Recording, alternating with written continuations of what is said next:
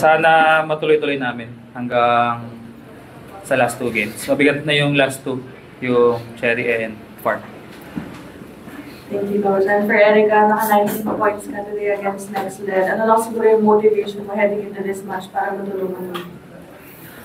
Siguro yung composure. Yung mga start na kasi ng game, medyo hindi ako ganun nakaka-help sa team. So, minotivate ko yung sarili ko para bumalik sa court. Thank you. The floor is open for questions.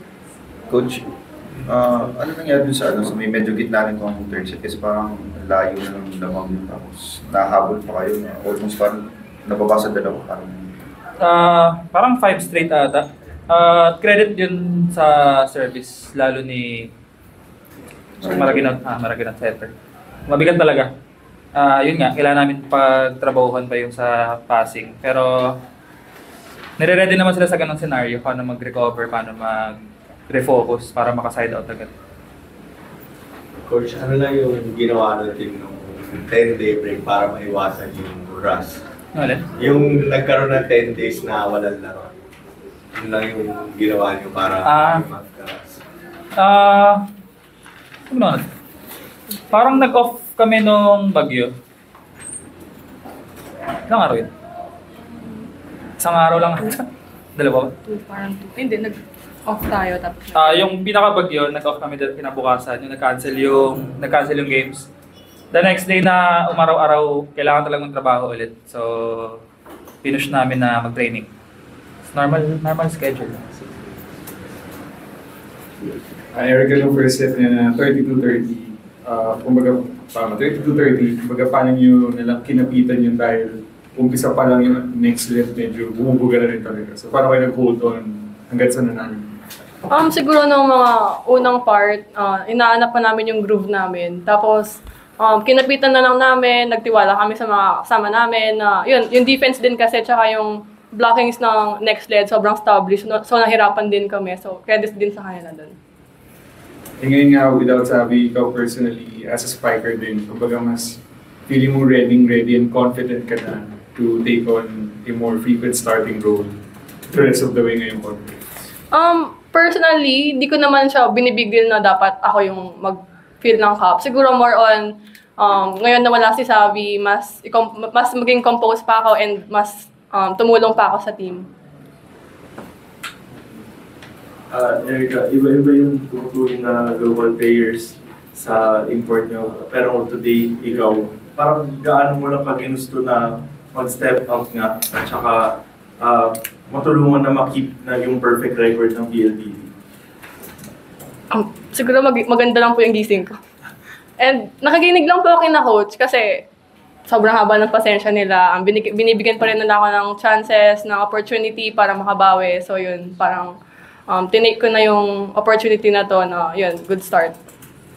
Coach, nasabi niyo kailangan ko kontrabahukan. Pero from 3-0, parang paano hindi aakit siguro sa ulo yung kung magiging confident masyado or magre-relax na ba yung team? Parang from here, where else yung PLDT will go and continue improving on? Nag-leave off kami sa trabaho eh. Doon kami mas nakafocus talaga. Siguro nagsimula rin sa amin na huwag din kami magbigay ng statement basta-basta na dito na kami, maangat na kami, ganun.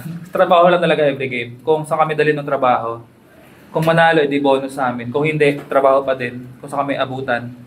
Siguro doon muna talaga, pinipace namin yung players na kahit anong mangyari, may results naman pag pinaghirapan namin. So, sabi ko nga sa kanila kanina, hindi naman issue yung complacency sa team. Mas issue yung mas kailangan maging consistent talaga every game. So, yun pa rin, trabaho pa rin kami.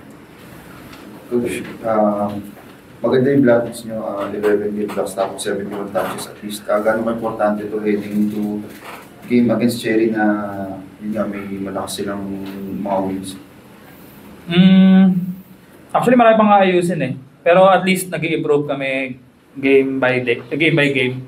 Siguro, nakatulong lang kanina na maayos din yung service namin. So, nakaka-establish kami ng blocks. Pero, yun nga, heading to Cherry, alam naman natin katulad ng laro nila kanina, Kompleto talaga kompleto yung laro, kompleto rin yung import, tapos yung mga locals lahat nagko-contribute din. So definitely mahirap pero tsagayin ulit katulad nung ibang laro.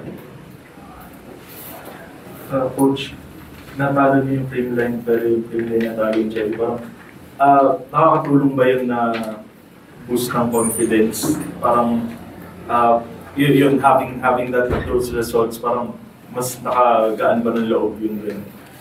Siguro dalawang part. Yung una, at least heading to Saturday, galing kami sa panalo. Tapos sila Cherry yung katulad sa Creamline nga na game. Pangalawa, kahit pa paano, swerte na kami na first game namin si Creamline. Kasi alam niyo naman yung Creamline, sila pa rin naman talaga yung top team. So, nakaswerte kami nung first game na nakuha namin. Pero yun nga, lumalabas na yung totoong laro nila. So, buti hindi kami yung nakaranas nun. Siguro yun lang heading to Saturday, mas may momentum in a way. Pero pagdating naman ng laro, yun na yun. Wala na kayong magagawa kung ano man yung abutan. Talagang kailangan trabahuhin lang talaga. Thank you, Coach. Thank you, Erica. Thank you po. Sorry po. Oh, it's good.